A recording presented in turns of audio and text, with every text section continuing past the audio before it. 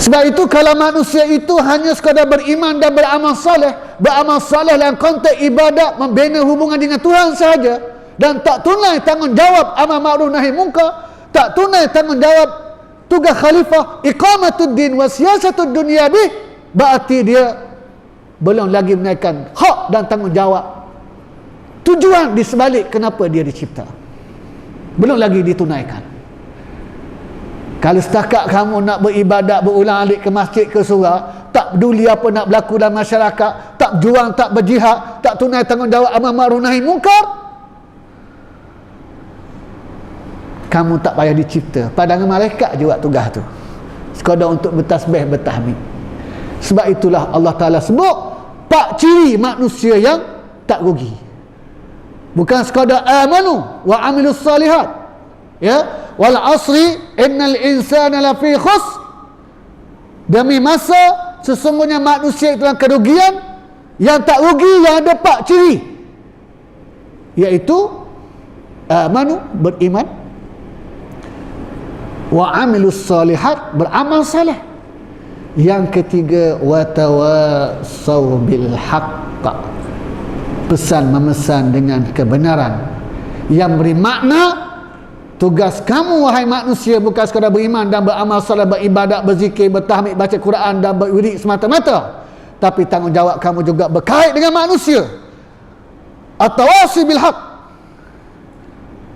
Apa makna at-tawasi bil haq? Kata Imam Fakhruddin Ar-Razi, innahu kama yalzimul mukallafu tahsila ma yakhussu bihi, fakadzalika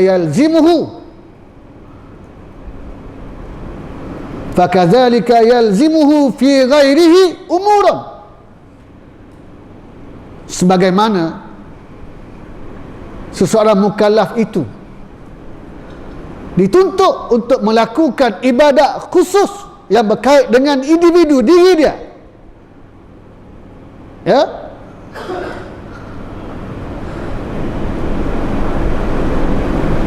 demikian juga dia dituntut menaikkan tanggungjawab berkait dengan orang lain.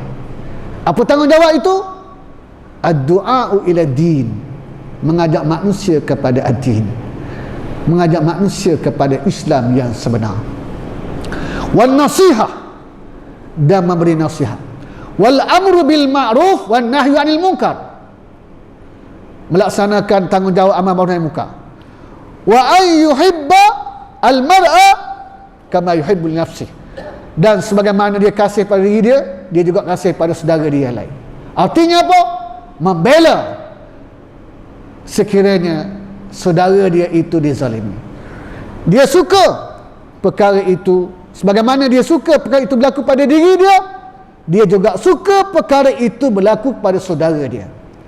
Dan sebagaimana dia tak suka kalau dia dizalimi, maka dia juga tak suka sekiranya saudara dia dizalimi. Maka dia bangkit membela saudara yang dizalimi dan menentang si zalim yang menzalimi. Itu termasuk makna at-tawasi bil haqq, kata Imam Fakhruddin Ar-Razi.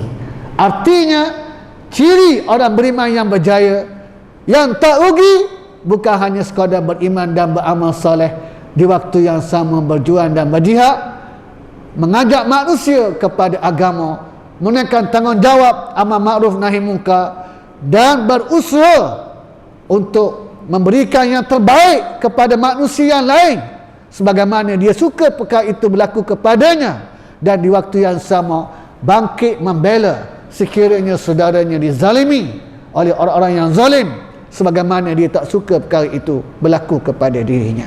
Itu at-tawasi bil haqq.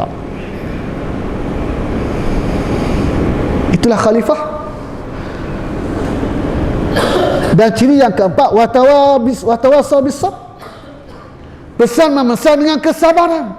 Pasal apa sabar? Kerana nak melaksanakan ciri yang ketiga itu penuh dengan cabaran dan ujian, maka kena sabar.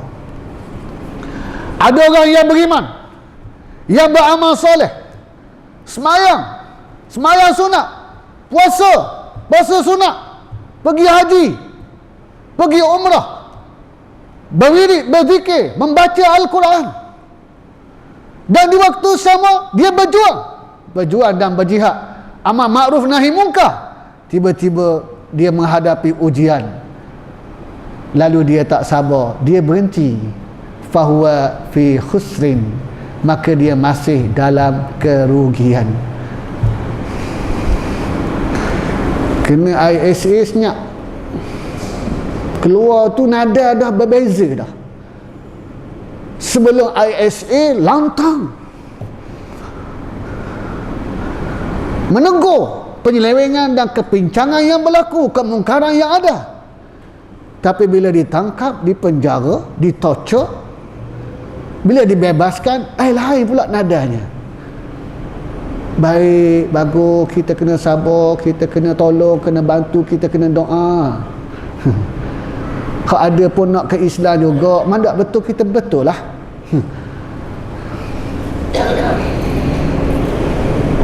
Ataupun bila diuji, termasuklah ujian kemenangan dan ujian kekalahan. Semua ujian itu. Dan molek-molek ada dah menang, tiba-tiba kalah. Ada orang yang tinggal perjuangan, tak sabar. Ada orang kata kita 12 kali, 13 kali dah masuk medan, tak pernah sampai ke Putrajaya. Saya sampai berkali dah Putrajaya. Ada orang kata dia tak sampai, tak boleh nak menguasai juga Putrajaya. Tak payahlah kena tipu dema ya, kena kat senjata dah kita ni. Cakap tu kan main lagi, lepas tu tak nampak batai hidung. Tak sabar, akhirnya terus tinggalkan at-tawasi bil haq. Dia tidak ada ciri yang ketiga, tak sabar. Fahuwa fi khusrin, maka dia dalam kerugian. Hanya orang 4 ni saja. Dan inilah tugas khalifah. Ya, iqamatud din wa siyasatud dunya bih, bukan hanya sekadar bertasbih dan bertahmid sebagaimana yang difaham di peringkat awal oleh malaikat. Pandangan mereka dah, pasal apa jadi ikut manusia sebagai khalifah sedangkan jenis makhluk melakukan kerosakan? Apa hikmahnya wahai Tuhan? Jadi sesiapa yang hidupnya sekadar bertasbih, bertahmid, tidak berjuang, tidak berjihad, tidak amal ma'ruf nahi munkar, mereka sebenarnya Allah tak perlu cipta. Kerana tujuan mereka dicipta ialah untuk menunaikan tanggungjawab khalifah yang tak boleh ditunaikan, tak boleh dipikul oleh malaikat. Nampak tuan-tuan sekalian? Ruh di sebalik ayat tu yang perlu kita fahami dan perlu kita hayati. Faham molek-molek. Maka tak timbullah fahaman tarikat hanya bertasbih, bertahmid, akhirnya keluar sampai satu tahap jihad ni tak wajib. Kita dengan Tuhan ya, alam makrifat, alam hakikat lah, apalah halam aku, macam-macam jenis halang. Akhirnya sembahyang Jumaat pun tak. Sampai dah tahap hakikat, kenal lebih dari Tuhan. Kenal Tuhan lebih dari Tuhan.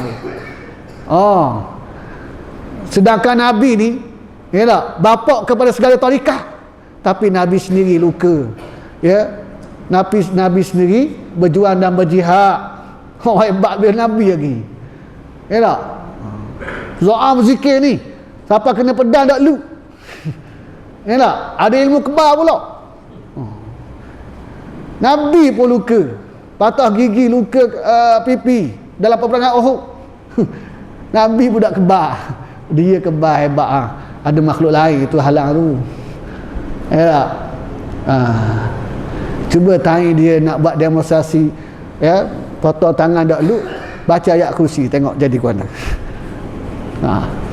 Ya, silap-silap hilang sungguh tangan dia, baru menggelabah dia. Jadi ini yang perlu kita faham. Ya, maksud di sebalik apa yang Allah Ta'ala istiharkan, dan maksud di sebalik apa yang malaikat sebut.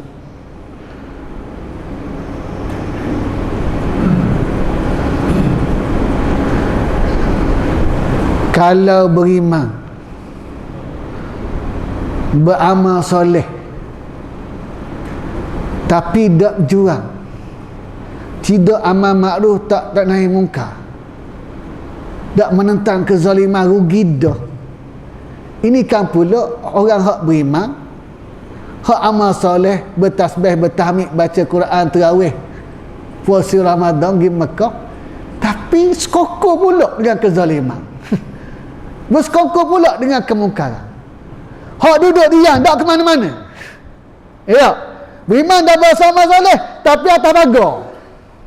Jenis DAP. Tak, duduk atas pagar. Ya, tak ke mana? Dia boleh pergi belakang. Tak, boleh pergi belakang, boleh pergi mari. Kok ni pun boleh, kok ni pun boleh. Boleh kawan belakang lah. Ya tak? Tak ada pendirian. Tak ada. Apa nak berlaku pun, dia tak kisah. Tak ada sokong mana-mana. Tak buat kerja apa pun. Sekadar bertasbih, bertahmid, baca Quran, berzikir je. Tu pun Allah tak kata rugi. Ini kan pula, ya, beriman dan beramal soleh, berzikir, baca Quran, di Mekah, berwirid, di waktu yang sama menolong kezaliman, menyokong kemungkaran. Tak, itu lagilah berganda kerugiannya. Jadi kita muslimin muslimat sekalian, ya, kita kena faham. Sebab itu Allah lantik manusia sebagai khalifah, suatu amanah yang tak mampu dipikul oleh makhluk yang lain. Ya, Allah Ta'ala sebut dalam surah Al-Ahzab ayat 72, inna aradna al-amanata 'ala as-samawati wal ard wal jibal fa abaina an yahmilnaha wa ashfaqna minha wa hamalaha al-insan. Sesungguhnya kami telah bentangkan al-amanah ke atas langit dan bumi serta bukit bukau gunung ganang. Mereka enggan untuk menerima tanggungjawab amanah itu, dan mereka bimbang takut berlaku khianat tidak amanah, menekan tanggungjawab al-amanah wa hamalahal insan, dan ia sanggup dipikul oleh manusia. Dan manusia ni kata Allah, innahu kana zaluman jahula, jenis suka buat zalim dan jenis jahil manusia ni. Tapi kenapa manusia juga? Allah Ta'ala maha mengetahui, dan manusia sahaja yang boleh pikul tanggungjawab. Apa dia amanah itu?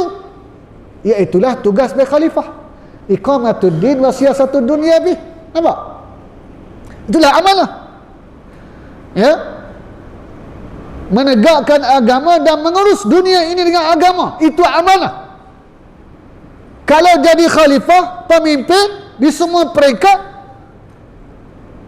tiba-tiba mengurus bukan dengan agama, bukan dengan petunjuk Al-Quran dan Sunnah, artinya dia telah khianat, dia tak tunai amanah.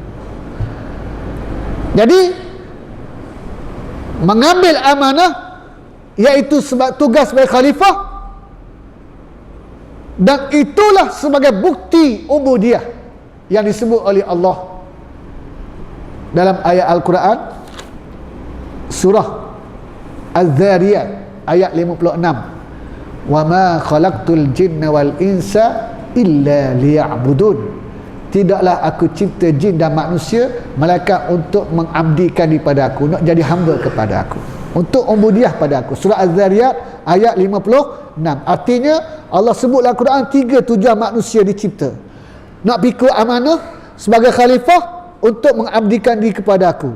Walaupun 3, hakikatnya 1, kerana dia saling berkait, iaitu menunaikan amanah. Apa itu amanah? Iaitu sebagai khalifah menegakkan agama dan menguruskan dunia agama, menunaikan tugas khalifah berdasarkan petunjuk Allah. Itu adalah bukti ubudiyah kepada Allah Ta'ala. Nampak? Dia saling berkait di antara satu sama lain. Seterusnya Allah Ta'ala menyebut bahawa tugas sebagai khalifah ini tak mampu dipikul melainkan dengan ilmu. Maka sebab itu Allah Ta'ala beri ilmu pada Nabi Adam yang tidak ada pada malaikat. Nampak? Itu sebagai syarat. Wa 'allama Adam al-asma'a kullaha. Syarat tugas khalifah ini untuk memimpin dan mengurus dunia ini mesti dengan ilmu daripada petunjuk Allah, dan itulah yang menjadikan kelebihan manusia mengatasi makhluk yang lain termasuk malaikat dengan ilmu. Dengan ilmu Allah angkat darjat kita. Dengan ilmu kita diberikan kelebihan oleh Allah. Wallahu a'lam. Kita akan sambung balik huraian ayat tersebut.